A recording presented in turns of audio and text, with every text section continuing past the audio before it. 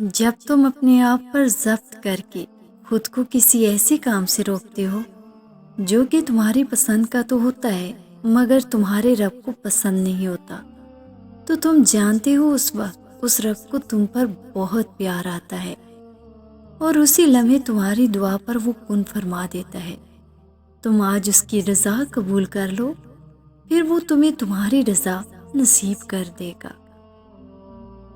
ایک دن تم دیکھو گے تمہاری آنکھیں تشکر کے آنسوؤں سے بھر جائیں گی، تم اپنی ہر تکلیف بھول جاؤ گے اور اللہ کے معجزوں پر حیران رہ جاؤ گے۔ تمہارے صبر کا اجر بہت حسین ہوگا۔ دیر ہونے کا مطلب یہ نہیں کہ دعا قبول نہیں ہونی، تو تم دعا مانگنا چھوڑ دو۔ دعا مانگنے کا مطلب یہ نہیں کہ اسی وقت قبول ہو جائے۔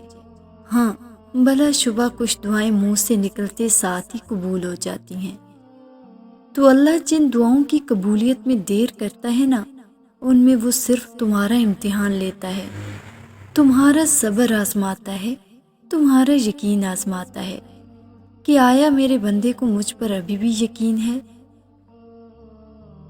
کائنات میں کتنی بڑی بڑی رکاوٹیں کیوں نہ آ جائیں، کوئی ایسی رکاوٹ نہیں جو تمہاری آواز کو اس تک جانے نہ دے، کوئی ایسی پکار نہیں جو اللہ نے تمہاری سنی نہ ہو۔